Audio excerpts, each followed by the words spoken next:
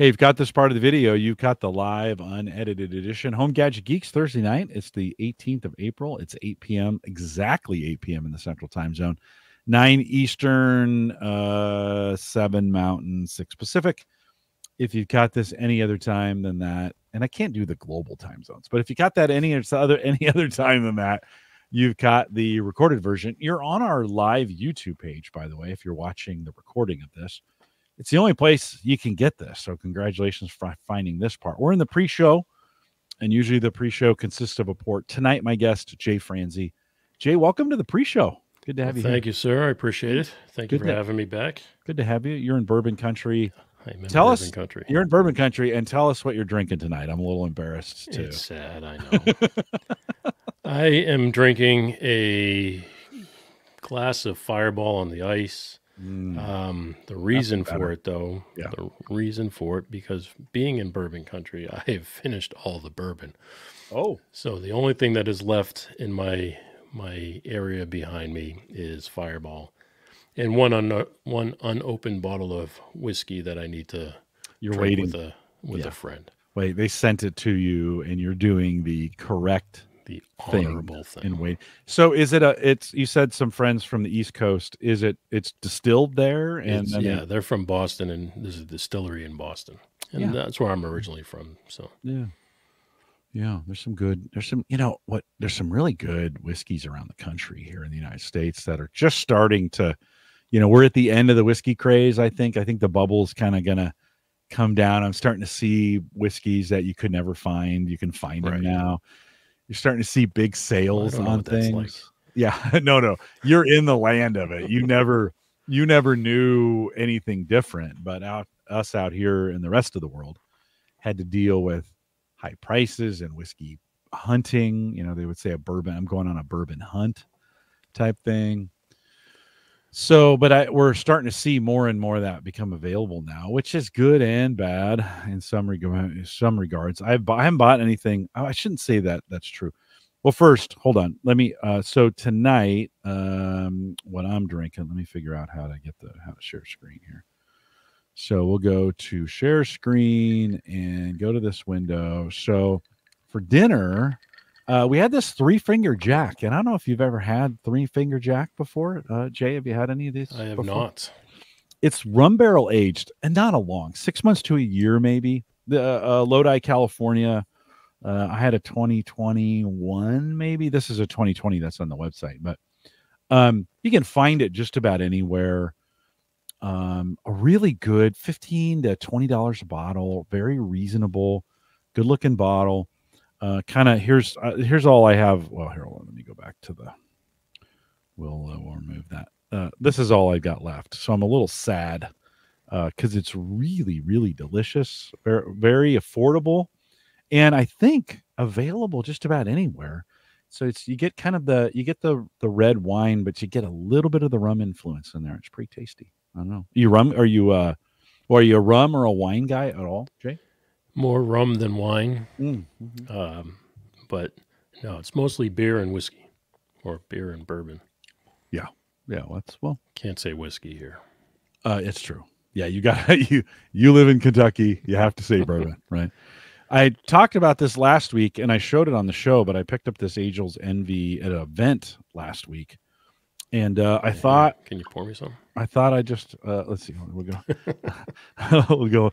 We'll go on this side. Wouldn't that be great if we could do that?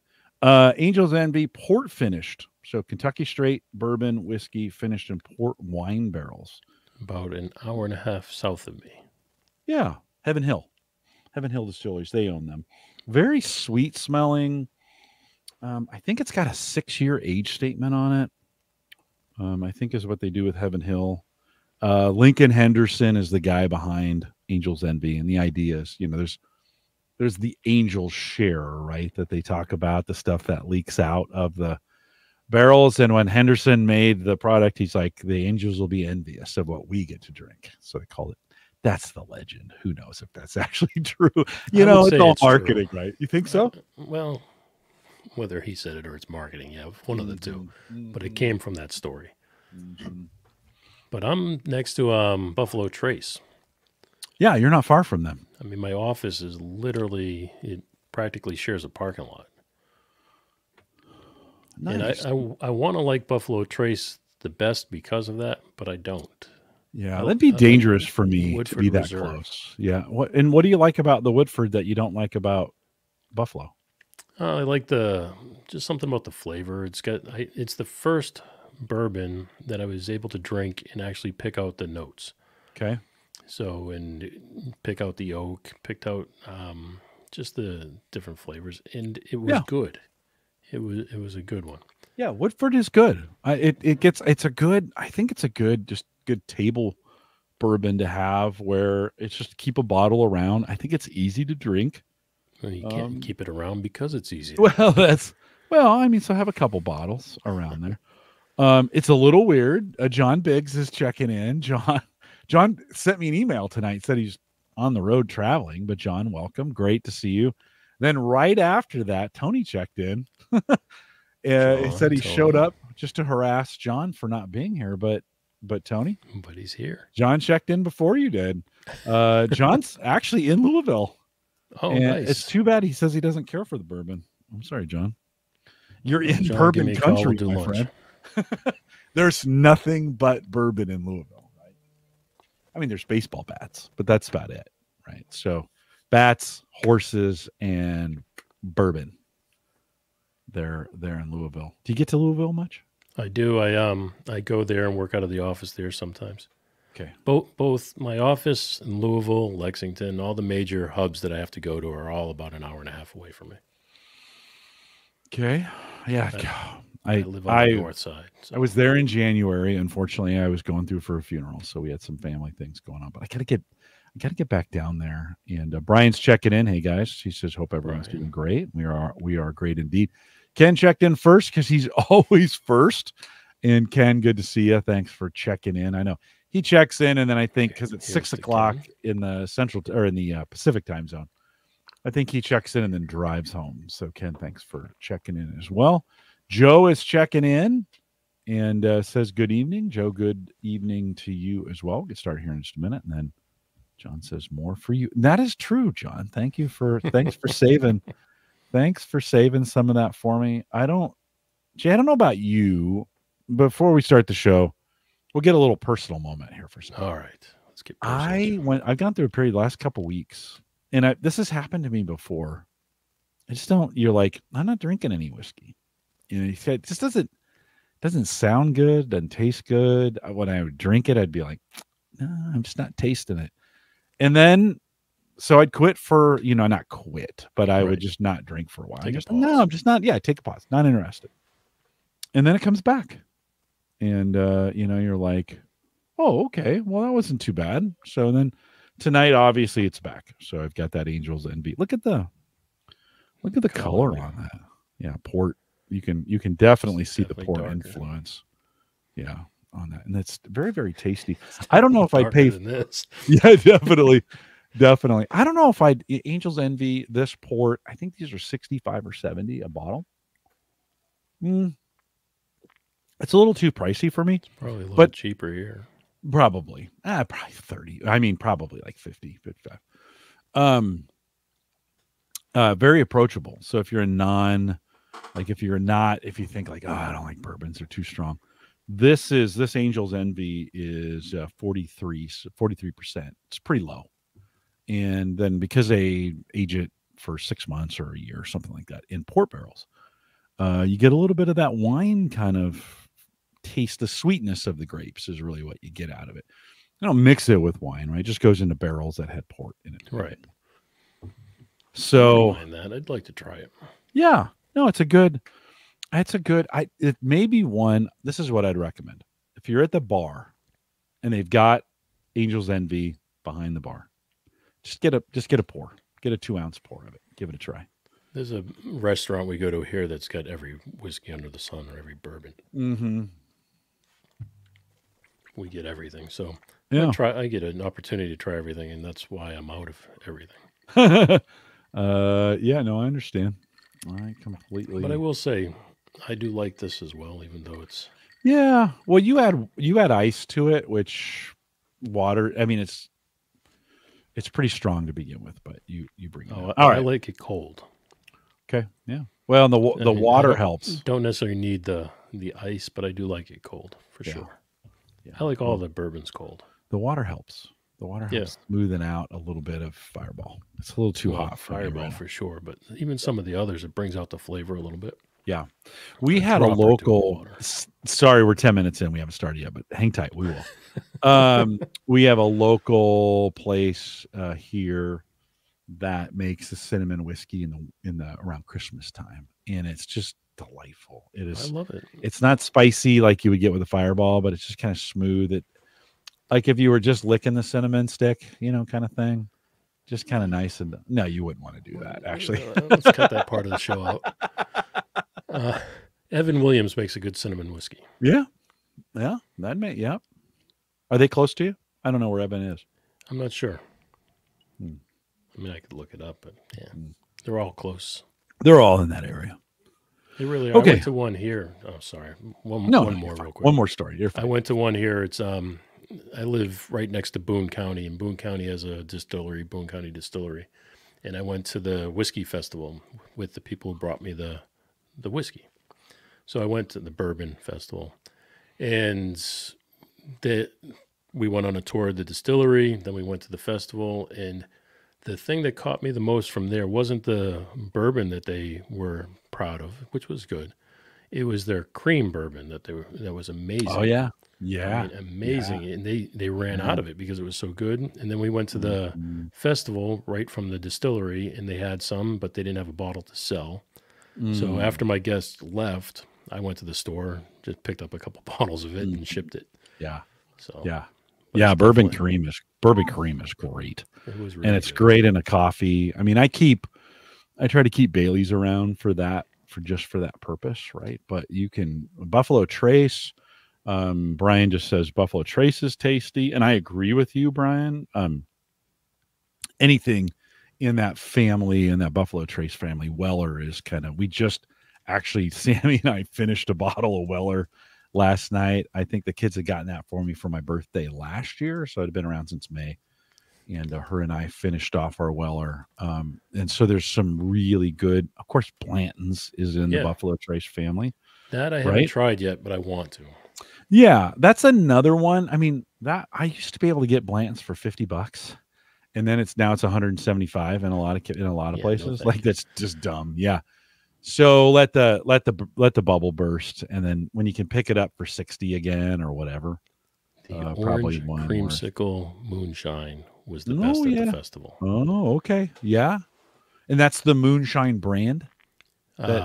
Is that what you're talking about? Because they have a brand of moonshine. Right. No, I don't know if it was the brand or it was actually, no, it wasn't the brand because it was from a distillery here that made moonshine. I want to go to the distillery. I think it was Stevens family, maybe.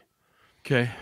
Yeah. Yeah. The moonshine brand is not bad. It's not moonshine, but it's there.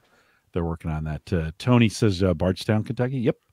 That's the place. All that Louisville, Lexington, Bardstown. That is the triangle of love, right? Triangle of death.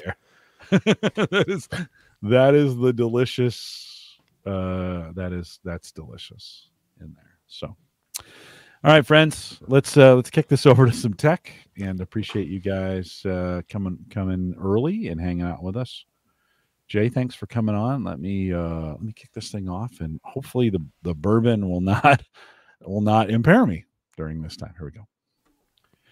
This is the Average Guy Network, and you have found Home Gadget Geeks, show number 605 with guest Jay Franze, recorded on April 18th, 2024.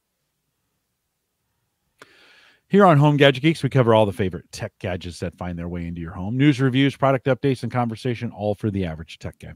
I'm your host, Jim Collison, broadcasting live from the AverageGuy.tv studios here in what is a beautiful Bellevue, Nebraska. But, Jay, I got to admit, we have freeze warnings the next 2 days. I know we've had a very mild spring. Yeah, we had a very mild spring. All the flowers are out. And they're like, hey, cover your flowers. And I was at the hardware store the other day, and everybody was buying flowers. And I was like, wait, stop, wait, don't do it just yet. It's April. I mean, I think we're in the mid part of the country here in the United States. It can, you can get frosts clear up to the 1st of May. So I always tell people, are you a flower guy? Do you do any landscape? At the end of the show, we're going to talk about your fire pit. So hold on that conversation. But did no you get flowers. anything in the ground? No flowers in the ground? No flowers. Right. I would kill everything for sure. Oh, well, I try. There's some plants I buy every year, and I almost bought some. I'm like, Jim, it's still too early. Just be patient. May 1st is the date here in this part of the Midwest. Anyways, that freeze warning will go away by Saturday. We'll have some beautiful weather, and of course, we'll post the show with some world-class show notes at theaverageguy.tv. Big thanks to our Patreon subscribers. I just did your taxes. Thank you for not your taxes, actually my taxes for your Patreon payments. And thanks for doing that for those who appreciate it. I'm fortunate enough I make enough to pay some taxes. So I appreciate you guys doing that. And if you want to join the team that does that, it's just kind of helpful with some things that we do around here in the theaverageguy.tv studios. You can head out to theaverageguy.tv/Patreon. Jay, it's been since November since we saw you last. It doesn't feel that long. It's always great to have you on the show. Welcome back. Well, thank you, sir. I appreciate you having me. I appreciate you letting me come on here and ramble about whiskey, toys, and the whiskey is in the pre-show. The regular podcast listeners don't necessarily get that. If you want to do that, you can join the Patreon group. You'll get it automatically. Or you can go over to our YouTube if you want to find the AverageGuy.tv YouTube channel. You can go over and find it and subscribe over there. It's available for you as well. But Jay, catch us up on your podcast. What have you been up to there at the Jay Franze show? The show has been really good. It's been going very well. I've had some really great guests on. It's been funny to me because I see the evolution over time. So it's been going for several years. We've just kind of morphed into a direction, but the direction that we're in and everything has been really fun for me. Because I used to work in the entertainment industry. I did that for over 30 years, recording country artists primarily in Nashville. And now I get to talk to all those people I used to work with, and I get to go not only do it like we're doing here tonight, but I also get to go see them when they come through town, like go to their shows, get to go sit with them backstage or on a tour bus, and we get to talk a little bit more and go a little bit deeper than what we did when they were on the show. So what typically happens is they come on, we talk like we are tonight, and then maybe a few weeks later, if they come through town, I get to go meet with them. We have some dinner, we get to talk and just take that conversation a step further. So it's been great for me to see old friends and get to see some new friends and get to see some shows. Had an opportunity to take my daughter to a show. That was really cool. Yeah, she got to play the drums. Yeah, she got to go on stage. For which band? For Brooks and Dunn. Brooks and Dunn, yeah. Yeah. Did she meet them as well, or just? Yeah, she got to go backstage, and that's cool. We got a tour of the arena and got to see all the camera crew and how they set up their gear. It was actually, we say backstage, but theirs was actually in the arena, like the circular part that you would They're doing a lot around. more of that. Yeah, a lot more of that. Yeah, you want to talk about tech gadgets, like in a concert like that? I mean, there's so much tech going on in those things right now, right? They let her get in there and grab the controls and change the colors, so she'd ride the levers, and you could see it turn from blue to pink. And the lighting, it was cool. The lighting, the sound. We went and saw Nate Bengatzi. I think is that how he pronounces his last name? And they had a giant screens in portrait mode that, we used to do everything horizontal, right? But they had them up because it's just in portrait. And dude, it was super clear. It was like he was right there. In fact, we could barely see him. We were all the way up in the nosebleed. He was like that big, right? I mean, he was like an inch big to us, but on the screen he was giant. And it was like watching it on your phone. It's kind of crazy that way, right? Well, I'll tell you, the technology has advanced so much. Yeah.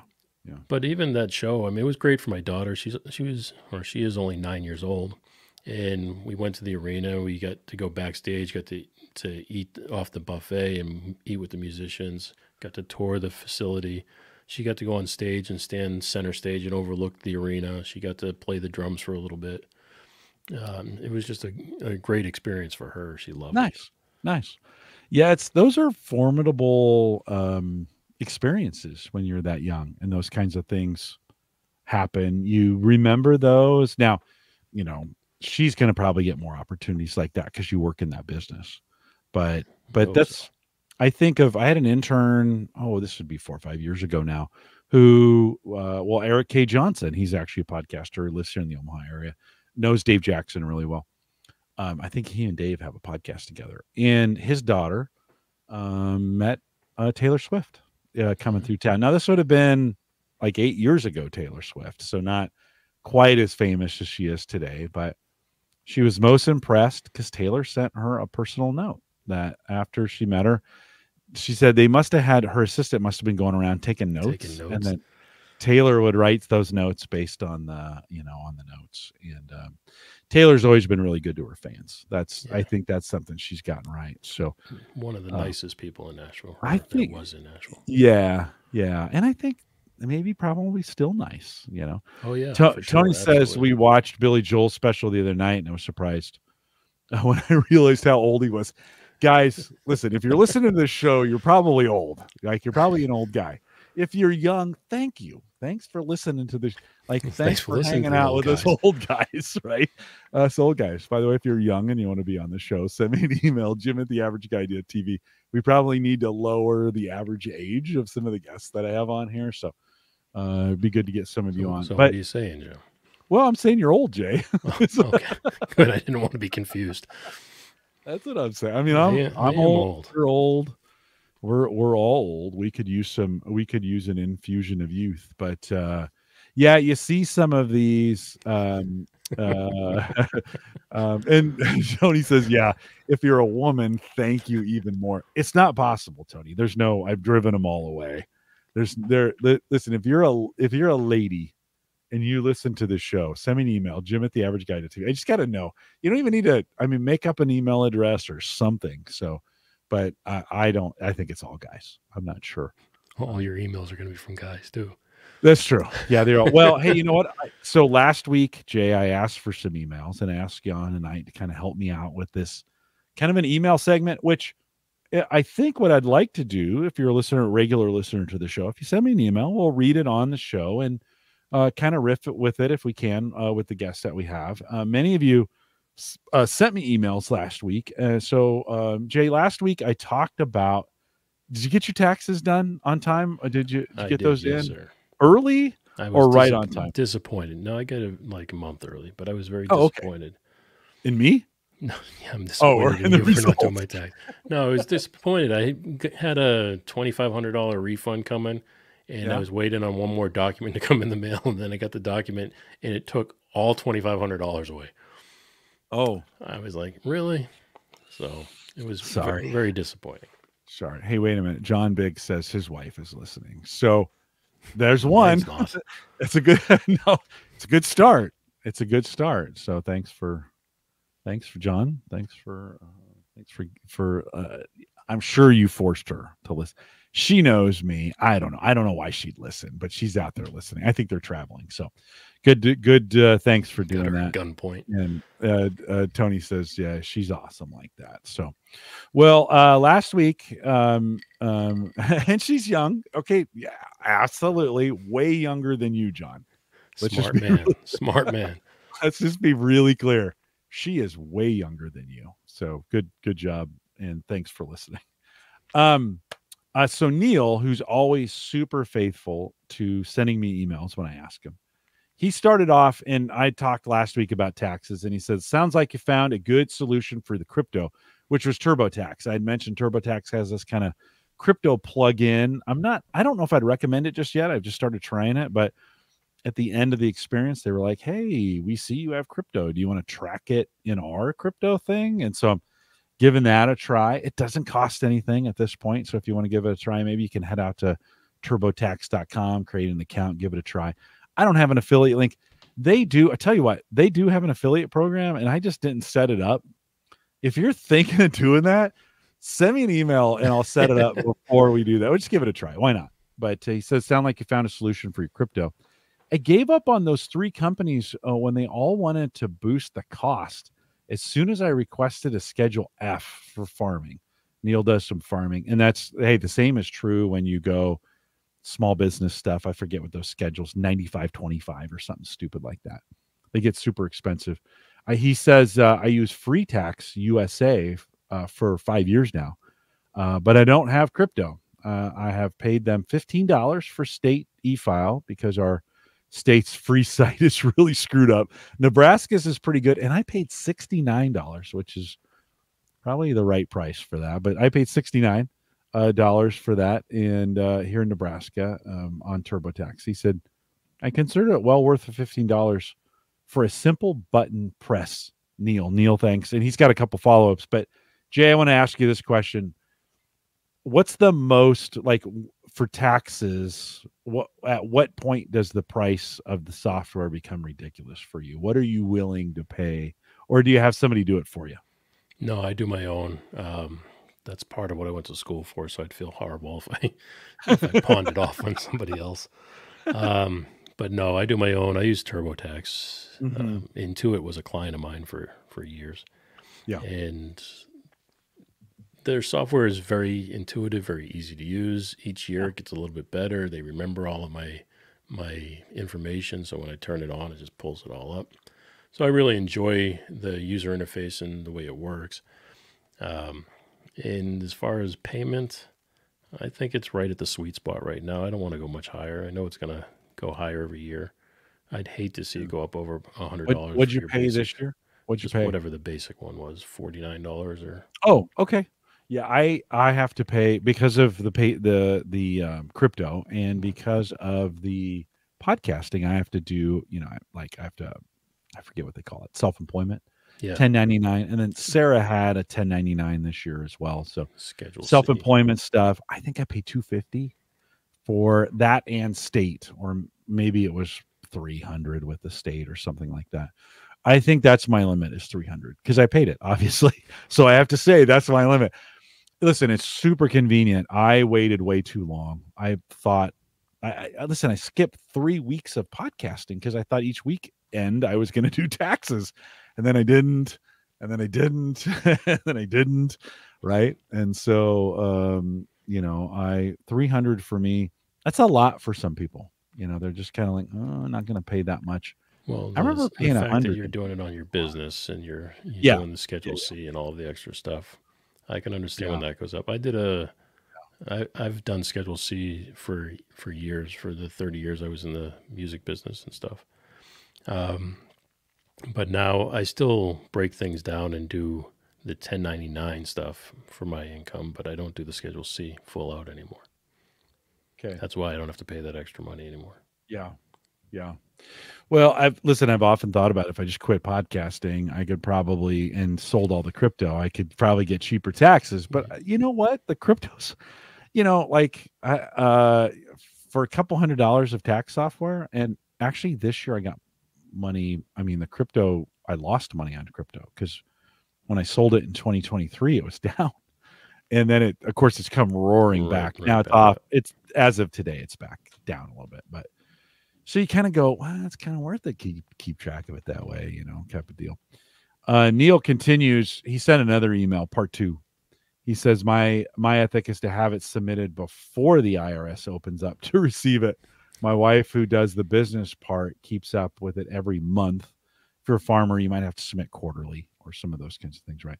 But every month. So a great thing to finish it over the holidays. And Neil says, cheers. So Neil, thanks. And I always appreciate your feedback. He gave me one more bit of feedback. It's a little bit longer, but Jay, I asked you about this a little bit in the pre-show. Ink printers. Do you have a printer? I have a color LaserJet printer that I can't get to work anymore. It's driving me crazy. Driving my wife crazy. Who print? Does your wife print? Do you print? She prints. Okay. She's finishing up her master's degree, so she's doing her capstone for her master's. All right. And so she prints all of the paperwork out, but she's not doing it now because it's a brand new printer. It's not working. It worked for like 6 months, like a champ, but now the driver needs to be updated or something. It's a wireless printer, and we can't recognize it on the wireless network anymore. Right. I got a lot of comments about printers this week via email. It's a little bit. Well, let me read Neil's comment before I do that. John says in the chat, he says, now that I have Coinbase, I'll just use Jim Collison's tip next year. which is that TurboTax just imported it in super easy, and they actually did a really nice job of it this year. So, John, maybe try TurboTax early and import that in now and see if you can keep track of it before you get there. Then you'll know if you can tax harvest or not. So there you go. Neil says HP has been in the news for their shenanigans. Basically, if they're not going to use their ink, let's see, if we're not going to use their ink, we're a bad investment. And they also, of course, claim that their IP is in the cartridges and that they could damage the printer through some bad software in the cartridges. And then he says, yeah, right. And you know that, right? HP does those screwy things like, don't use those third-party cartridges. They may ruin your printer. And you're like, hey, I spent $50 on this printer. Like, I literally bought a printer for $50. It had $50 worth of ink in it when I bought it. Although those ink cartridges print like 2 pages and then you're done. Yeah. Basically the test one. He says, my wife prints primarily her receipts on a nice HP color printer. We had 3 of the particular malfunction or multifunction models fail under warranty the last time they didn't have it anymore. It was during COVID, so we submitted a non-malfunction model and it worked just fine for years, just as the prior one had worked for many years before. In any case, I've disabled software updates because you never know when HP is going to screw you in the name of profits. Love it, Neil. That's probably why my machine doesn't work anymore. No, right on. They've done some shenanigans. I mean, he's right. HP has done some weird. I mean, they've been a leader in the market, and he continues and said, "Mine is an HP." So, yeah, mine is too. Yeah, it says it's hard to tell which models would be reliable and which would not, I guess, until you have 3 quick failures. Yeah, and I had mentioned that I had used one of that I'm never going to buy one of those off-market. They always fail on me. The off-market ink cartridges. Right. They always fail on me. Schoonover in chat, who of course is a big Gadget guy, says still using an old HP Color LaserJet. Kevin, can you still get cartridges for that? I imagine you can. That's one of those things also, thinking through. Neil, thanks for your email. Keep sending them in. I always love to hear from you. It's a racket, but Jay, you think, okay, like printers are now, I haven't priced them since the inflation stuff has happened, but when I bought this printer, I think it was $50. Oh yeah. And I'm kind of thinking, I'm going to get a year or 2 out of this thing. It's a LaserJet, right? I mean, no, inkjet. It's just an inkjet. Yeah, it's an inkjet. Because we had the inkjets that were like $125, and then we bought the full color HP LaserJet because it was like $299. And it's really nice. I mean, it's a nice machine, and when it works like a champ. But the wireless portion of it doesn't seem to want to work anymore. And my wife refuses to go down and plug it in. Yeah. Do you think you just troubleshoot it and fix it, or do you think it's broken? I'm sure it's a driver or something. Yeah. We used to just be able to shut it off, turn it on, it would join the network again. But yeah, you never. Maybe you change something out. Yeah. Brian says, I have a brother, black and white LaserJet. Love it, and it's held up for years. Yeah, I think if you can find those that just continue to work and you can find cartridges for them, I think those LaserJet cartridges last a little bit longer. Like if you don't print on an inkjet printer for a year, it's done. Like that, it is like right. It's just like plugged up. Yeah, exactly. And it's not like you can go in there with a Q-tip, the old trick of the Q-tip and the alcohol. No, that doesn't work anymore. You can't. I think they're switched to the LaserJet, and I think the LaserJet it's faster and it seems to print nicer. Yeah. Okay. Well, yeah. Listen, they're just more expensive, right? And the cartridges are more expensive, so people balk at them. Joe says in chat, new HPs are hot garbage. More so software than anything else. Yeah, the software is horrific. And Brian's said he just mentions laser. Kevin checks back in. He says, yep, HP has them. I use the third-party ones from LD. I think maybe the third-party LaserJet might be better quality than the inkjet printer cartridges. I don't know. I think those are a crapshoot. I've had a couple of those fail on me and so I'm not so inclined to use them. Ron, who checked in, he says, "How you been?" So Ron is our friend up in Canada. He says, "This is Ron from Canadian Maker Project on YouTube." He's the one that actually made the little. If you subscribe to me on Patreon, you got the little coin. Ron made those. He says, "I hope you're doing well." So he hasn't been connecting lately because his job has been nuts. But it looks like he's maybe going to be listening again.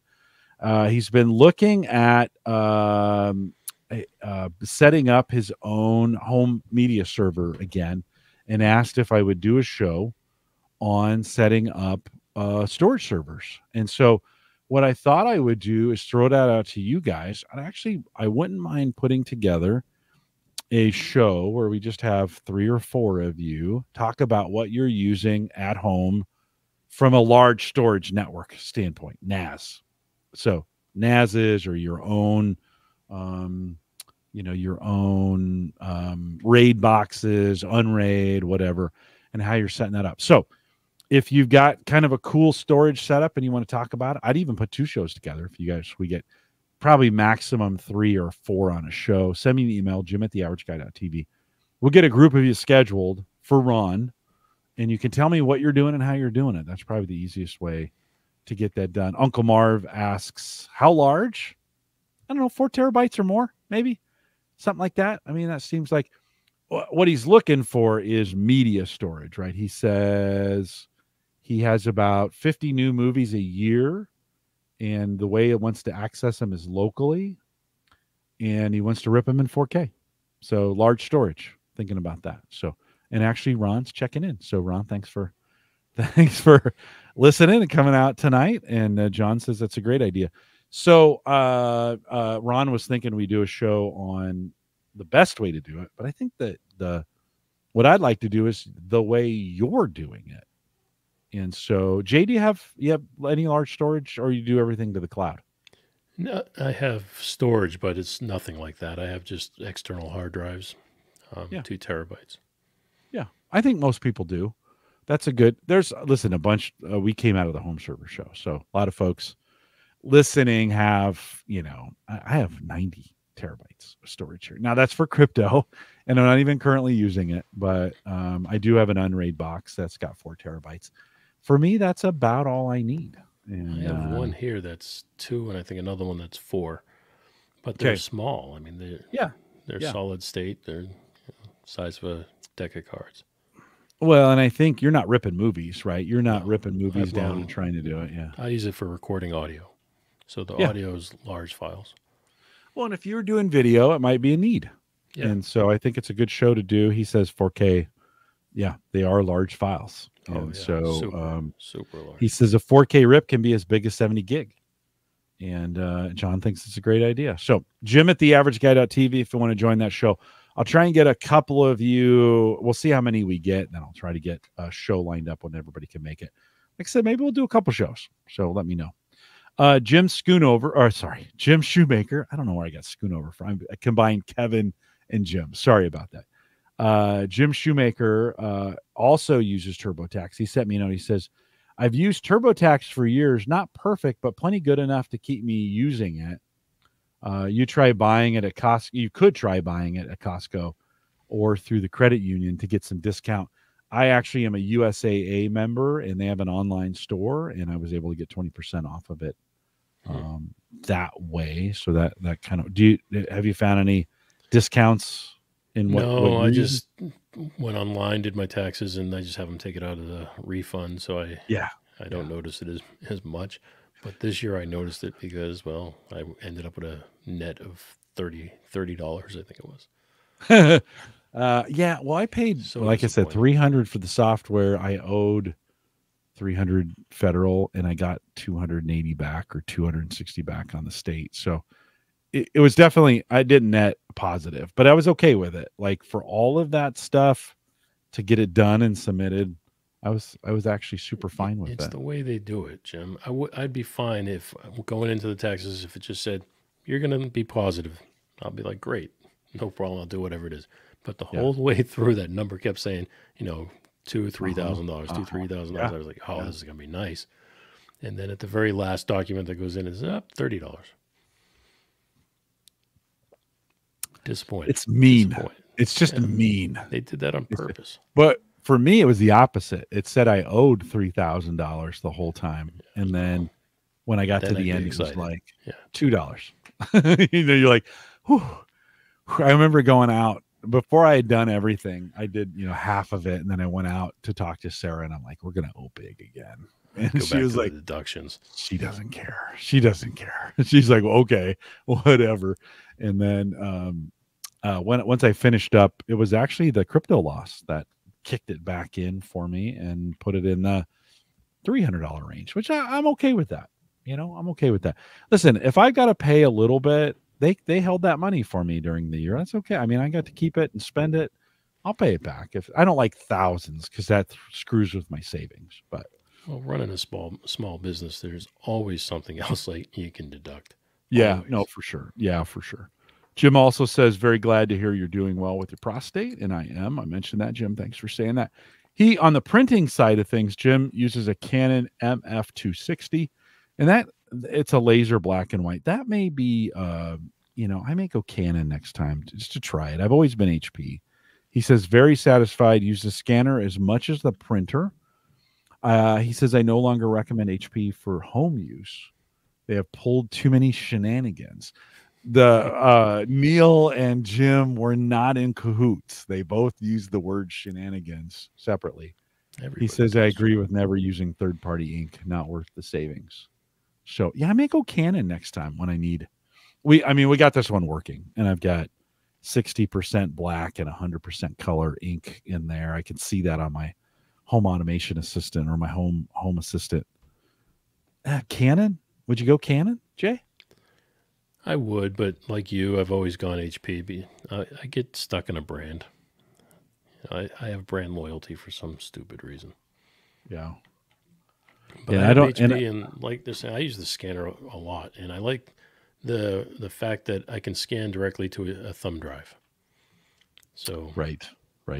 That's very convenient. Yeah. At work, I can scan to my email address. Is also convenient. A flat scanner doesn't do it for me anymore. I really want one of those sheet-fed scanners where you put it in, you can do pictures and some of those kinds of things. Where it kind of comes through as opposed to the sheet scanner. I've always been a little bit more weary of those for some reason. Ed Sullivan, who.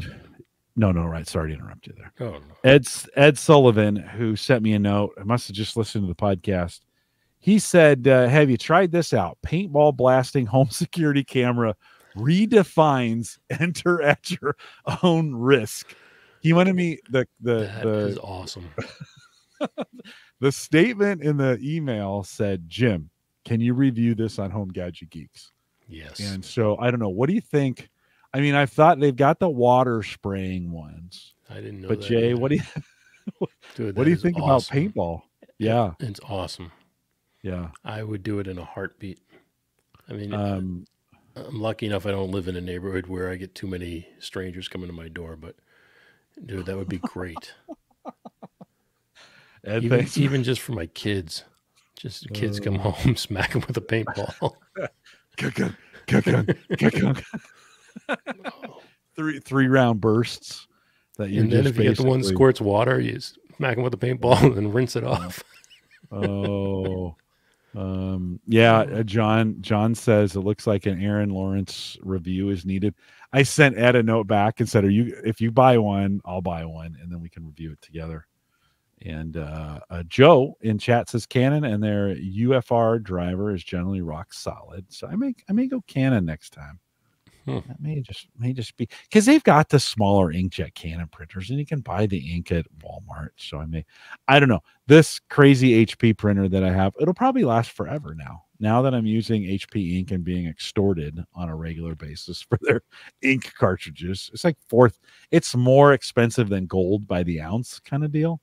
It is. Who knows? Kevin says for scanning, I have an Epson DS510 upright feeder, works very well. Yeah, something like that, Kevin. Have you scanned in your pictures, Jay? I have. My wife is a photographer, and she's a historian and whatever the hell else she is. But she, she takes all these documents, and her job is like she restores old documents and contracts and all this stuff. But part of that is photography. So she restores these old photographs. And so she requires like the really high level stuff. But I just stick my photos on there, scan it. They look good to me when they're on the screen, and to me that's good. So yeah, I use the storage or the scanner for my flatbed scanner. Photos. Yeah, flatbed scanner. But I choose the flatbed, and like I said, it's unfounded. I have no reason to go with the flatbed over the feed based. I just, in my mind, there's no room for it to get crinkled up or anything as it goes through. True. Just sits there right on on the screen, and for photos that are sensitive or that are old, you might want a flatbed scanner to be able to do that. So we had a whole discussion about, I mean, was it here? Maybe it was on Ask the Podcast Coach. How I feel like, you do all this work to scan your photos in, and your kids might care about them a little bit, but the kids, your grandkids, they're not going to care about them at all. They don't give 2 cents care. They're just like, nah, I don't. Who are these people, and why are you even bothering? And I'm not saying that flippantly. That's the way. Like, we were looking at pictures of my grandparents, and my mom had it, but it had been my grandparents' pictures, and we're like, I don't know who these people are. Like, I haven't met them. I don't know. I don't care. We threw away hundreds of pictures. Last time I went home to visit the family, my aunt gave me a photo album for my parents' wedding. So it was good to see my parents in there, but I didn't recognize, other than my parents and my grandparents, I didn't recognize a single other person in the photos. No, you're like, who are these yahoos? So, just strangers. Yeah. Tony says he uses a Scan Snap scanner. I have to check that one out, Tony. For nearly everything. He usually puts a lot of effort into checking things out. So Scan Snap, if you're listening on audio. And then Joe says, to the paintball neighborhood cats. I like our neighborhood cats. We have a rabbit problem here in town. And the cats take care of the rabbits. In fact, I found rabbit guts on my lawn last week. Yeah, they took care of it. We had a giant snake go across my yard the other day. Really? Giant. It was like at least 6 foot long. I mean, it was harmless, but it was huge. My wife didn't like it. No, nobody likes snakes. Is this Rakoa? Is that how you pronounce the Rakoa? Rakoa bought Fujitsu scanners business, but their top end, this is Joe, says I have good luck with Epson scanners as well. So, well, hey, appreciate you guys sending in those comments and those emails. I'll continue to do those in the front part of the show when we can. Of course, if I have a guest where we're trying to get to some content early, I may not be able to get to them all. We'll save them for some shows. But thanks for sending those in, and we'll read those as you send them in. Send me an email, Jim at theaverageguy.tv. John says Rakoa, and Tony says Ricoa. Okay. Good enough. It doesn't really. They're not a matter. sponsor. No, nobody's a sponsor. Do I have any sponsors? No, not here. Not on this show. I've got sponsors on Ask the Podcast Coach. But Jay, you recently picked up a Rode Wireless Pro with a little add-in for it. Bring that up for me real quick. Tell me what you got and why you picked it up. Rode Wireless Pro. So it's the lapel clipped on mics. Yeah. A lot of people use them for cameras because they have the 2 transmitters and 1 receiver. The receiver you can clip onto a camera, and you can have 2 people talking, and the better audio goes directly into your camera. But for me, what I want to use them for is interviews, like what we're doing here today. But if we're doing one that may not be streamed, that, like, say, if I get to go meet somebody at their location or at a show or something, I'd be able to put a mic on each of us and talk and get a clean recording. But I also have another device that I use with it. So for me to have the 2 devices, it gives me a backup.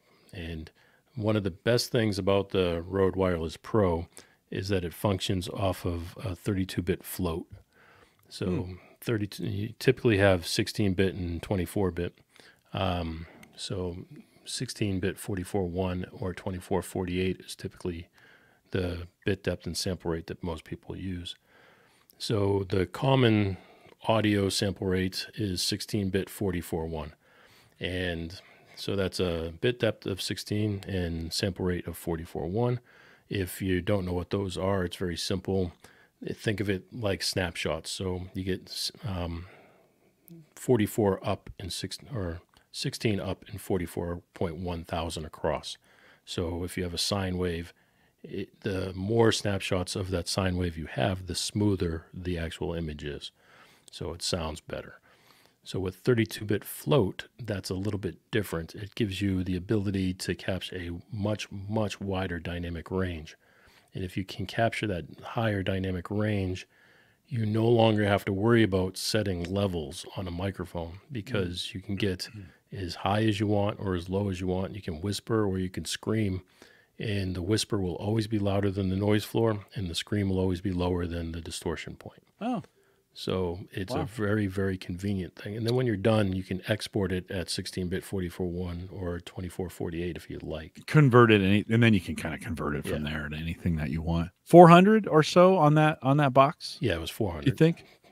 400 on that? Do you think, okay, so for us podcasters or even YouTube content creators, those things, it's a no-brainer, right? To get the audio... I mean, I've been watching a YouTuber for 6 years now who's always used the microphone on the front of his camera, and his audio has been okay, but he just recently went to a system like this with the lapel, right? Because those come with lapels as well, right? To get them close. Yeah, you've got here. I mean, this is the microphone itself, the transmitter. Right. Yeah. So I mean, it also has on the top, you can see there's a little jack there, eighth inch jack, where you can go ahead and put a traditional lapel mic on there, which comes in the package. So, but you can take this right here, and it just has a clip on it, clips right onto your collar. Yeah. So, yeah. Or if you put the lapel on it, you can hide that and then bring the lapel up. Yeah, clip this on your waist, or even just leave it on your desk. I was kind of thinking about I was thinking about average guy use case for this thing. You think now like at a wedding or at an event, right? In an event where you want to capture that audio, you're maybe recording it on your phone, but you want to capture the audio much closer to the actual action or whatever's going on. And you could literally give that to somebody because it records locally too, right? There's some local storage on those things. It records right on the microphone, that little square. Records right on there. Yeah, and you could send that in to any kind of speech or any kind of performance, right? It's beautiful for, like you said, a wedding for two reasons. One, you could have it on bride and groom, and you can hide it so it's not visible. Right. It has a magnet on it, so you can put it on the inside of your shirt with just a magnet holding it in place. So you can easily hide them, but you'll never have an issue with levels. Because a lot of people will sit there and say, oh, please talk as loud as you're going to talk, or talk as soft as, so you can adjust the levels and get the preamp just right. With this, you don't have to do that. With this, no matter how loud you talk or how soft you talk, it's going to happen. But the way it works is when you're doing traditional 16-bit 44.1 or 2448, you're getting one conversion. So one A to D conversion, analog to digital. And when you're using 32-bit float, you're getting two conversions. You're getting one that gets the high and one that gets the low. And if for some reason one of them, if you clip one of them, it combines it with the other. So you never lose them. So the dynamic range becomes so wide that there's no possible way you'll be able to clip it. Yeah. So it's extremely nice. And you mentioned the phone. What a lot of people are doing is the case here comes with the 3 units. So the 2 wireless microphones and the receiver itself. So when you have that receiver, you can clip it right to your iPhone or any other cell phone, and it has a cable that you can plug directly to your phone. And then you can put the microphones on 2 people that are 100 yards away from you. And you can still record them, you can still hear them perfect. Yeah, So, I want to ask the chat room, just as we're thinking about this, what other use cases? I mean, I was thinking about a wedding or a public event. We got some smart folks in the chat room. What else would you use those for? What other kinds of things? going to Throw a it. convention. Yeah. You can do quick interviews at a convention. Well, while the chat room's checking in, you bought a little accessory Oh, for it yeah. as well. Show that. Let's maybe that'll spur some ideas here. This is what they call a reporter microphone. It's just a piece of plastic that you clip the microphone piece to it, and then you put the windscreen over it. So you can hold this like a reporter's microphone, and you can interview people at, like for me, what I want to do is on a convention floor. So if I go to the Audio Engineering Society, they hold an annual convention, or the NAMM show where a lot of people go and show off their musical gear or their recording gear. I can just go hold that rather than taking a moment to pin the microphone on each of you in a real quick second. You can just take that microphone, start talking to somebody, and hold it in front of their mouth just like a reporter would. And you can get a quick interview on the spot without wasting anybody's time. And the other thing is the recording. I forget, you might have it if you still have that up there, but I forget how many. It's like 24 hours of battery life, and it's or I think it's 21 hours of battery. 40 hours. 40 Over hours of battery 40 life hours of 32-bit float that's the onboard recording recording. time. Yep. Oh yeah. So you can keep what a lot of people are doing is they set it so they never shut off. So when you plug it in the case, they automatically shut off. You can see the light flashing because it's charging off of the case. But when you take it out of the case, it automatically turns on. When you put it in the case, it automatically shuts off. And what a lot of people do is they set it so the second you pull it out of the case, it's recording. And the second you put it back, it shuts off. So that way you never miss anything. You take it off and it's automatically recording. And it records a backup too. So your microphones have a recorder in them. So you can record myself and you both on separate microphones. And then the transmitter has a recorder on it. So you can, what goes to the transmitter gets recorded. And then if you're feeding that into a camera, that could get recorded there as well. So the redundancy is really nice. And then one last thing about the recording is when we talk, you can record on the receiver, you can record separate tracks, so me and you, or you can record stereo tracks, or you can record what they call a safety track.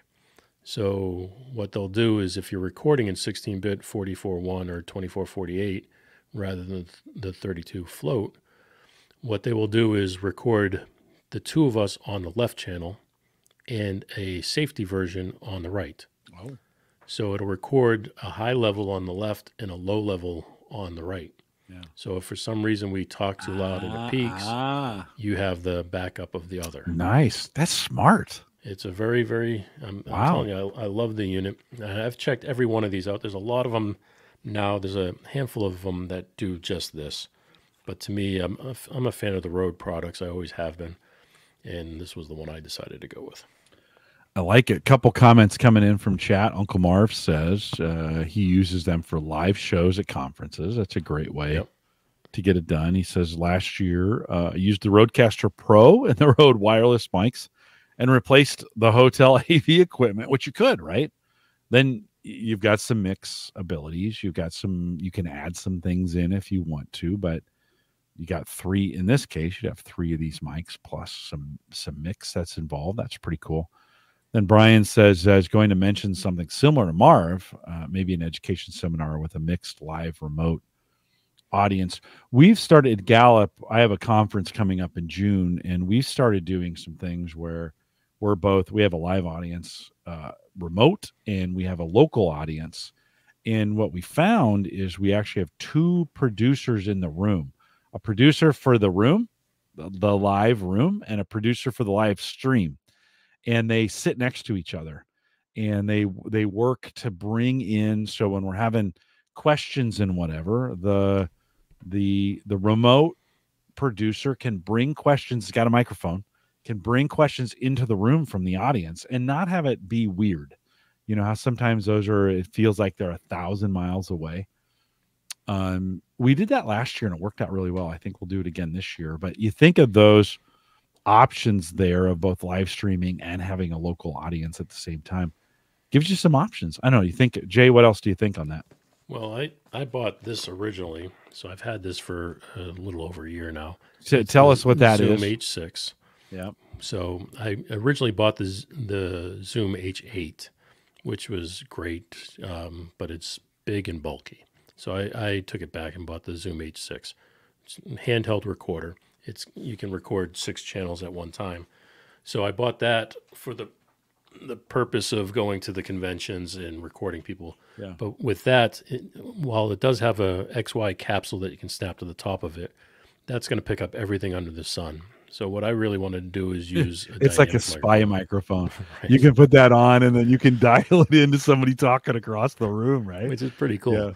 Yeah, it is cool. But so what I did is I bought 2 SM58, Shure SM58 microphones, the dynamic handheld microphones, and cables to go with it that plug into the Zoom H6, which is great. It's a fantastic way of doing things, but it's bulky and you have to carry it around. You have to pull it out of a backpack or something, turn it on, plug, cables into it. And on a convention room floor, that's a lot of effort. So what I decided to do is go with the Rode package for things like that. Now, the downside of the Rode package, if you use it by itself, is you don't have any redundancy other than the receiver. So if you're just using the microphones, you have no redundancy whatsoever.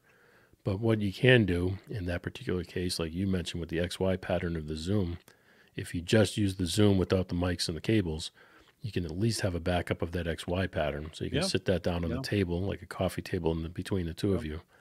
And then you can talk with the Rode microphones. So you have that little bit of redundancy to it. Yeah. No, it's a great, I have a little Tascam TS1 or something. I forget the 001 or something. It was an early version of it. And I used to take it to tech conferences and then, do man on the street interviews with it. And I'd actually plug in, I think it has a monitor, plug-in headphone monitor to it, where you can plug it in and get the sound, whatever your live sound is, so that you can kind of monitor it to say, is this thing close enough? What's it sound like in the background? Some of those kinds of things. I'm assuming you can live monitor on that H6. Yeah, they also have built-in headphone jacks and stuff, so you can do that. Yeah. But I'm looking at the Zoom, and the Zoom, it does not have. I'm sorry. No worries. It does not have. It has up to 24-bit to 96K, so it does not have the 32-bit float. So one of the benefits of the Rode is it does have the 32-bit float. Yeah. But one of the benefits of the Zoom, which I wanted to do last night, I did a remote show last night. But what I wanted to do and I didn't is I have a guest come to my room here, to my house, and we went and recorded last night here, which was fine. But all I did is put a chair next to me, set up a second camera and a microphone, plugged into the Rodecaster Pro, and was able to do the show that way. Yeah. But behind me, there's a couple chairs and a couch, which was intended for the interview. I want to sit back there and do them so it's comfortable. We're not on card chairs up here or something. I would rather sit back there. Right. And if I had the Rode microphone set up in time, that's a whole nother story. I would have just used those. But I could have used the Zoom. But the benefit of the Zoom in my laptop is I could take the Zoom and use it as an I/O box. So I could plug it directly into the laptop for StreamYard. Yep. Record on the Zoom just like I would do on the Rodecaster, and then stream it. So stream it at the same time. Yeah, it becomes a USB device then at that point, right? And then the Rode does StreamYard. Little mics do too.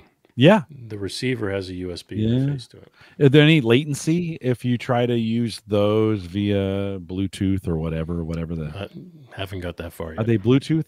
The Rode, I believe the Rode. You can double check it, but I believe it has the Bluetooth capability. Yeah, Bluetooth just still is terrible. Listen, it's great if you're listening to podcasts and latency is not an issue.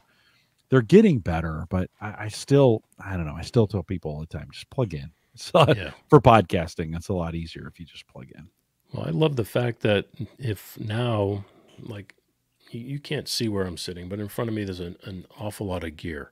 There's between the real traditional audio monitors, a traditional audio mixer, but then I have the Rodecaster Pro and some other things here. It's fantastic for doing things like this. So when I'm just sitting here talking to you, it's like you with your 26 monitors in front of you. It's fantastic for things like that. But to have a guest, picture, where would you put a guest if you had one in your room? You'd be sitting there right next to you. It's kind of awkward. So for me, I want to be able to sit back there or on the chair and the couch and face each other and be in a more relaxed environment. And that would be great if I could sit back there and have, the Zoom H6 plugged directly in. Yeah. I just haven't tried it yet. And then I can use the Rode Wireless Pro there as backup. Yeah. No, I think it gives you some good options.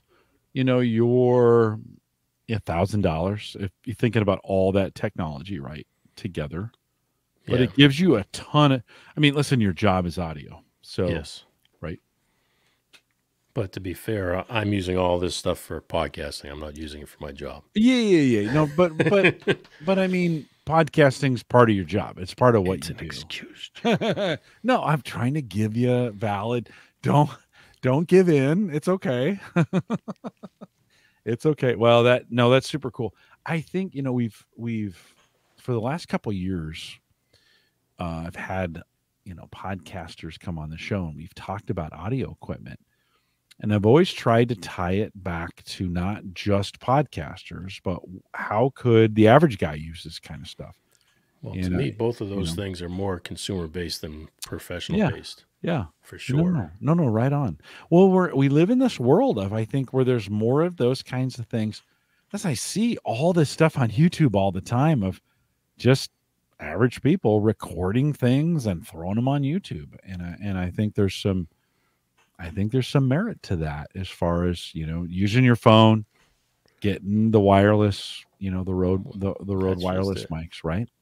They make a handheld device, just a little piece of plastic. You can put your cell phone in it and hold it, and then you can also clip the Rode Wireless Pro on there, and it plugs right in your phone. So you can do your home videos and stuff of your kids playing it or sporting events. That's another great purpose too, because the range is so far, right, that you can clip it to your kid when they're playing like hockey. Yeah. I played hockey growing up, so you can clip it to your kid on the soccer field.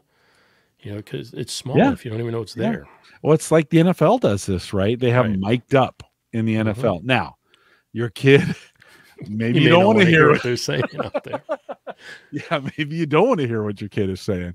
Yeah. But it is, it is an option in a world where we're doing more and more of these kinds of things. I think that maybe your kid will think that's cool to be mic'd up during whatever. Do you think you could take that wireless Rode mic and hide it somewhere in a football player where it wouldn't get crushed? Yeah. They make different ones. You can get a different brand. Yeah. I like the Rode, but it is 1 inch square, so it's a small device. But yeah. Uncle Marv says he used first the Rodecaster to DJ at a wedding. Yeah. Not my finest hour, but it was cool to me. Yeah. I DJ'd for a while too, Uncle Marv. And I remember I went to a wedding. This is what ended it for me. I went to a wedding. My neighbor, two doors up, they don't listen to the show, so I think they'll be okay. I think I'll be okay.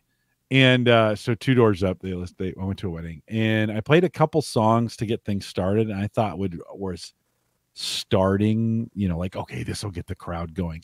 Your first 5 songs at a wedding, if you're a DJ, you got to nail it.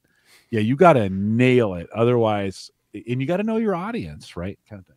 I thought I knew the audience. I picked some songs, and 3 songs in, the oldest son of the daughter that was getting married said, "Hey, when are you going to play some good music so we can dance?" And I thought, oh boy, I have lost touch with this generation. So that was at that point. I did one more gig. My daughter-in-law asked me to DJ their wedding when they got married, and to my son.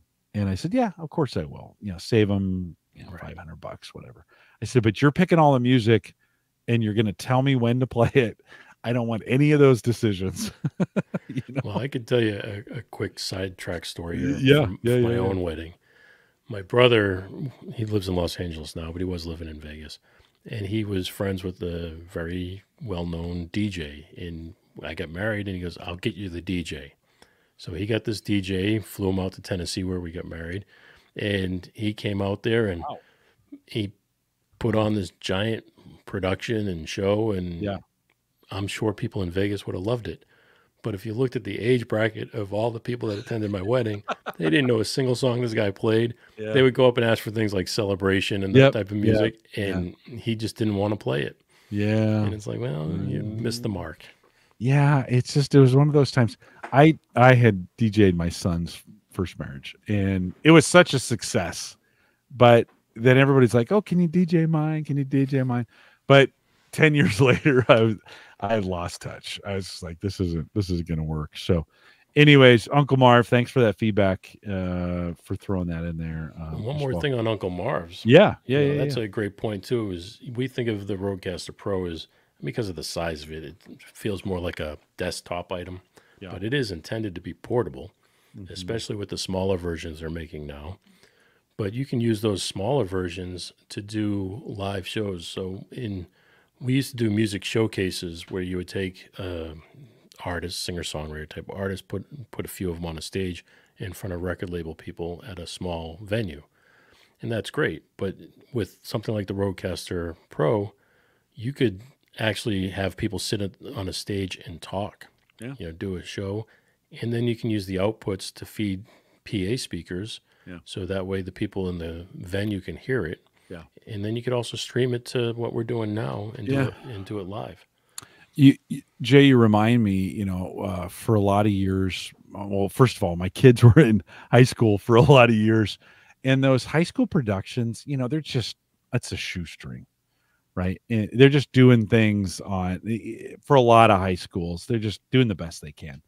And this may be one of those areas where you can step in as a tech guy and say, hey, look, I'm going to buy this. You can use it for these productions, and help them out a little bit with getting sound a little bit closer to things. Or that may be a great outlet for you to, those who are listening to help out in those spaces where maybe they can't afford them. And like you said, an excuse to buy something, right? Well, honey, we're going to use it for the excuses that came out of me for this one. But yeah, you're right. My daughter is in the school drama. She does the makeup and hair backstage, but they just did their performance, and they could have used all the microphone. For sure. No, for sure. That's the last thing they think about, right? Right. Yeah. But the local church here too, they just, they're putting on something where they needed like a handful of wireless microphones. And I told them, I said, look, if you need more, I have them. They said, oh yeah, please. Yeah. So, church is a great place. They'll go out as loners. Yeah, for sure. Uncle Marv says you had to mention the Rodecaster Duo. He says, I have two. Now you're giving me more ideas on how to use them, and maybe buy a few more. You never. Maybe you can send one my way. You never. I'm going to end up buying one of those. I know I am, just so I could sit behind me there and do the interviews on the couch. No, right on. Yeah, that'd be great. No, actually, I'm not a big fan of sitting on a couch with a mic holding like this, right? Or even like this. I see this in mainstream all the time, where they've got these mainstream media folks think this microphone is cool, right? And so they sit on couches and bring the microphone over. That looks dumb, just to be honest. It looks dumb. Put a freaking lapel on. Right. That's what they're designed for, right? Yep. So. And I saw one the other day. Tim Ferriss did an interview show where they were two sitting on a couch, and he was using the Zoom H6 as a recorder. Yeah. And he had two 58s. They just sat there on the couch talking into a 58, holding it in their hand, No, you could do it. You could do it that way. I just think, but they didn't. It wasn't intended to be video. It was an audio first situation. Yeah, we just have such good. I mean, like these wireless Rode mics. They're just good lapel mics. Oh, they're fantastic. Use the lapel. They're great. And what I didn't mention is it comes with two cases. Yeah. So you get one case for the charging. Plug it in, they charge. But the other case is the accessories, and it has two traditional lapels. So you can just plug them in. $400. Yeah. Not bad. You really can't beat all that. No.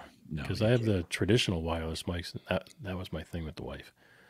But babe, you're going to notice a charge come out of the account. However, I've got this other set over here I'm going to unload. So always justification. Always. But I have a really nice Sennheiser professional level wireless microphones that I never ever use. Yeah. So yeah, no, I understand. I totally understand. Okay, two more items before we go. One is I want to hear about your fire pit, because last couple times you've been on, you've been telling us about and then I'm thinking of an outdoor item that I might want to buy, and I want to get some feedback from the live and podcast audience. So Jay, give us a quick, where are you at with your fire pit? For God's sakes, that. Jim, spring is on its way, Jay. Planning is important, right? Measure twice, cut once, right? Exactly. So planning is important. So I'm planning. No, I have it down what I want to do, and thanks to everybody here for telling me some suggestions that I wouldn't have thought of, especially with lighting. So that's going to be pretty cool. Yeah. But we have started to buy the supplies. So including the Adirondack chairs that'll go around it. Oh, very nice. So, I mean, we're taking it serious. We've got That's all the, the important things. So that's what I'm going to do.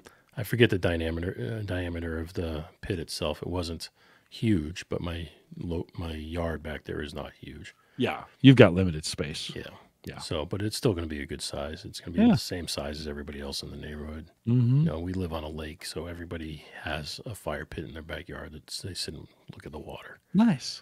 Now, when I say look at the water, it's not a huge lake. It's small, but it's still big enough that people put boats out there. And everything. No, you don't have to apologize for the size of your lake. Well, it's okay. I feel like if size matters, my lake, it feels like it just got out of a cold situation. You don't have to compensate for the size of your lake. I'm saying my lake is small, Jim. My wife looks at it, she thinks it's small. Well, obviously that wasn't the case early on, and she was okay with it. So the size of your lake is just the size of the lake got the job done, Jim. But it's not impressive to look at. Well, okay. We'll check back in with you as you start building this out. I expect to see some pictures. That will be your homework, your ticket to get back on the show. Oh, is you need to have some. You have to show me some progress. show me the pit on your fire pit. No coming back until you've got. By the way, John Biggs, who's still listening, says I might use one of those when I teach a Tesla class, and that would be a great use case for those fire pit. No. The microphones. But a fire pit teaching a Tesla class, that'd be awesome too.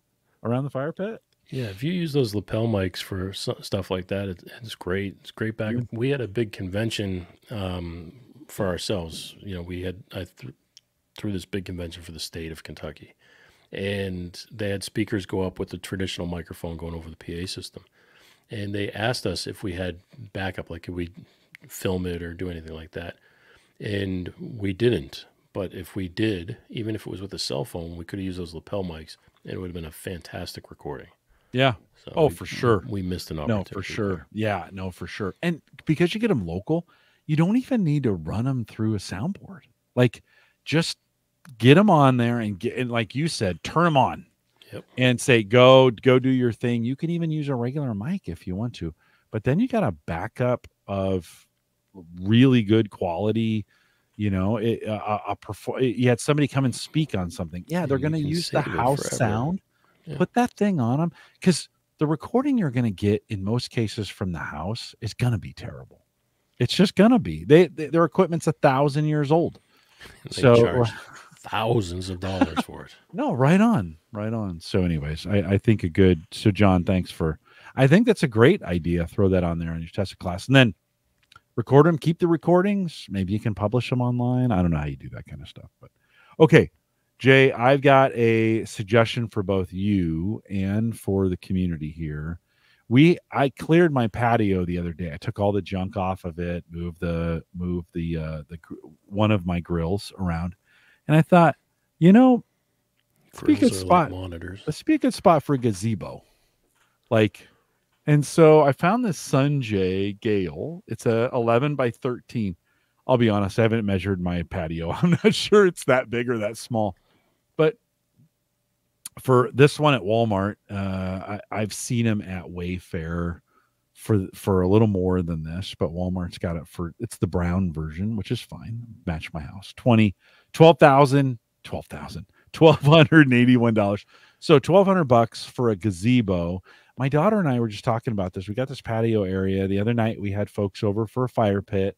It started raining in the middle of the fire pit. We knew it was just going to be quick showers. We just needed to get out of the way. So we hid underneath the eaves for about 20 minutes. And then it stops raining and we went back out, right?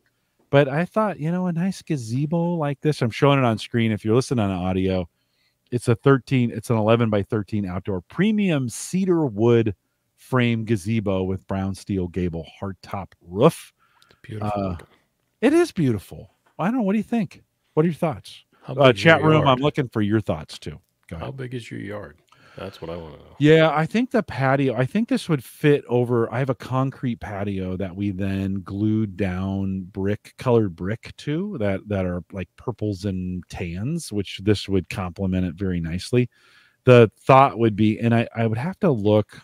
Well, it's got to be more than the patio. You have to have enough yard space to absorb something of that size. Well, the goal would be to put it over. We have this big concrete patio, to put it over that, and that would be the space you would go to for bad or for rainy weather. There's times when it's warm enough you want to be outside, but it might be raining. Is it worth $1,200 just to get out of the rain, though? Well, it's worth $1,200 just because it's beautiful and make your backyard look beautiful. It would. I think the downfall is who's going to install it. Me. No, I'm okay installing this. Yeah. No, and we would bolt it down. I would drill down into the concrete, and it's Nebraska. You got to have it bolted down. Otherwise, it's going to fly away for sure. Right. I would love to have one in my backyard, but it would take up my entire backyard. Yeah. Yeah. Yeah. And I only have like 20 feet from my house to the water. Yeah. I have a big patio. I have a big patio space for this. That it would probably, I need to measure it, but I think it would fill it completely. Or if I needed a couple more feet on, maybe a foot or two, I could always extend the patio out a little bit. That wouldn't be hard, pour some additional concrete. I think it would be awesome. Yeah. Yeah. Brian says that looks nice, would work well in bad weather for sure. Or would it work well in bad weather? I think so, because it's not closed in on the sides. I've been looking at those gazebos that have like curtains and stuff. And don't just think bad weather. It's sun protection. Yeah. No, this is why on the whole reason I'm thinking about this is Saturday, my kids came over for a birthday party and it was really, really warm, like 90s warm. It was weird. It was April. It was 90s.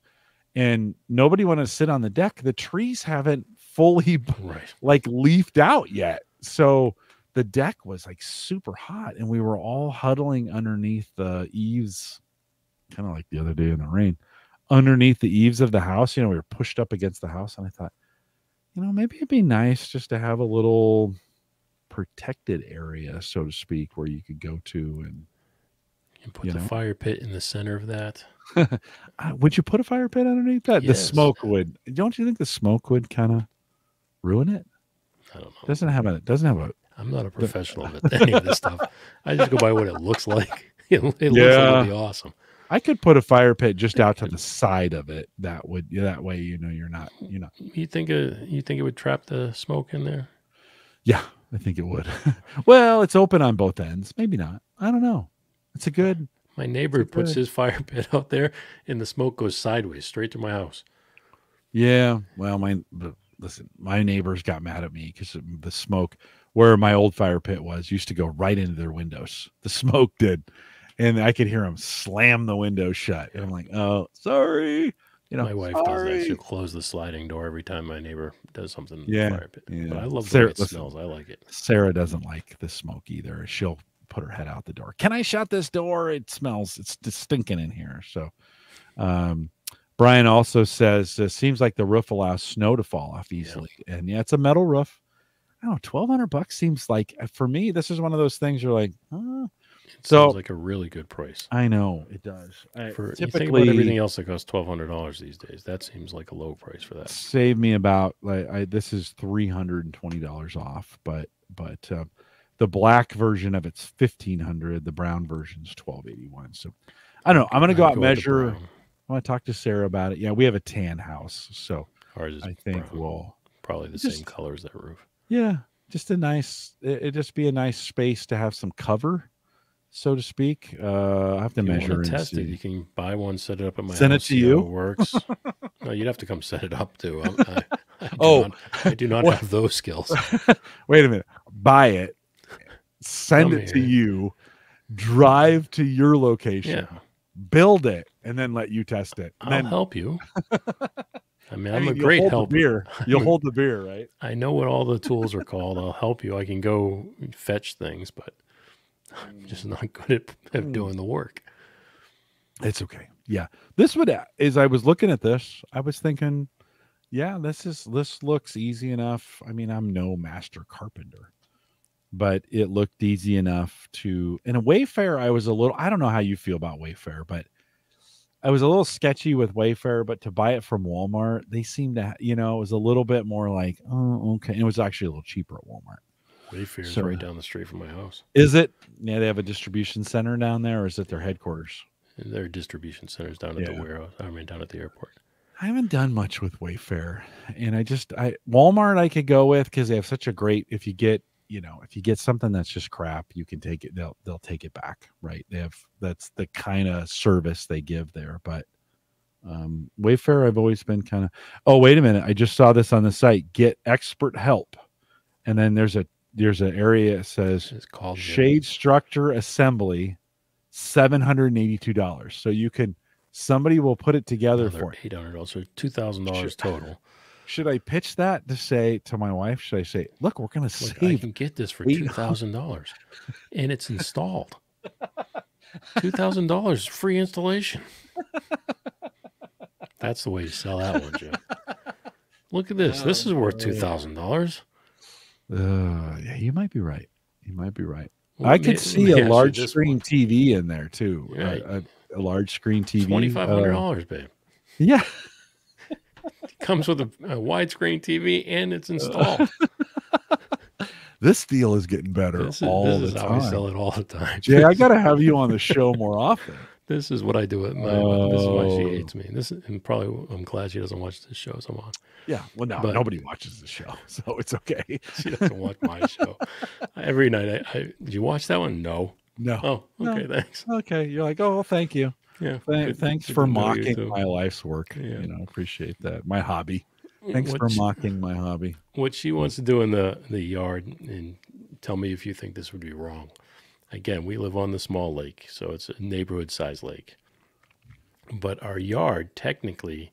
Size doesn't matter. Just size doesn't matter. But hear me out, because I can prove it's a little longer. It's a little longer than it looks. Okay. So my yard is 20 feet from house to water. Okay. But it goes for about another 40 feet into the water. Yeah. So would it be wrong to build a pier and put a tiki hut at the end of it? No. It'd be awesome. Shoot fireworks off of it and stuff like that. My wife keeps saying we got to build a pier and put a tiki hut. I'm like, the neighbors would kill us. No, it'd be kill us for a small little neighborhood. You own it, right? We do, yes, technically. Yeah. I mean, you could just think of the fireworks you could shoot off that thing. It'd be great. Down the tiki hut. It would be great. Tiki hut would be straw. Probably not a good thing. It would be great. Well, Jay, thanks. That would extend the length, Jim. It would. It would. I mean, it would extend the length. If you're worried about it, yeah. I mean, if you're worried about it, maybe you could get some enhancement on that. Think about it. I think about it at night when I'm watching TV. Well, thanks for making me laugh. It was a tough day, and I'm glad that we got to spend the time together laughing. And I hope if you're listening to the show, you're laughing along with us. There's nobody left. There's still a few out there. JayFranze.com. Jay, what's coming up on your podcast? I mean, what should they come and listen for? Well, I just finished up an interview with Darian Lee, a young singer-songwriter. Absolutely amazing young girl. Powerhouse vocals, fantastic. It's worth checking out. That's out there now. But coming up this week, I get to record one of my favorite bands is a band called Five Finger Death Punch. It's a rockish band, and their engineer is going to come on the show this week, and we're going to just talk about their setup and how they set things up and how they do the sound for Five Finger Death Punch. Cool. Check it out today, jfranze.com, FRANZE.com. Yes. We'll get you there, and all of his stuff is there now as well. Check it out today, Jay. Thanks for coming. Can you stay around a minute as I wrap things up here? Is that okay? Yes, I don't want to pass it away. Just no, I understand. Not after just this. She's not listening. This will so be the one day she listens. Yeah, you're in trouble, dude. You are in trouble, but it's okay. It's all right. I'll remind you, you can join us in the Discord group if you want to join the conversation. If I do decide to buy this gazebo, still don't know if I'm going to do it. I got to get the wife approval on it. Check out the Discord group, theaverageguy.tv/Discord. You can leave a message for me, homegadgetgeeks.com. If you want to send an email in, if you got comments or you want me to read your email, we'll do that at the beginning of the show coming up. Although next week I'm going to be off for the live folks. So for you live folks listening, no show next week. I got some friends coming over, but we'll be back here in 2 weeks. Send me an email, jim@theaverageguy.tv. Many of you know how to do that, so thanks for sending me those emails. Of course, the AverageGuy.tv platform, both web and media hosting, powered by Maple Grove Partners. Get secure, reliable, high-speed hosting from people that you know and you trust. And you know that's Christian. He's coming, speaking of that, May 2nd, he will be back on the show. And that's actually the show after this. So we're off for a week. May 2nd is the next one. Christian will be joining us. Get secure, reliable, high-speed hosting from people that you know and you trust. And you like Christian. I mean, so check it out today, maplegrovepartners.com. We are live every Thursday, 8 p.m. Central, 9 Eastern, out here at the AverageGuy.tv/live. Not every week do we try to justify the size of our lake, but sometimes we do. And if you need excuses, we're here for you. We're here to support you. And right, Jay? We're here to support you. A pier will make it look longer.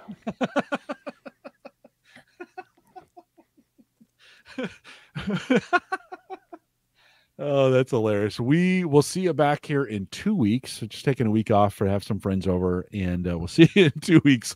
With that, we'll say goodbye, everybody. Oh my God, that's hilarious.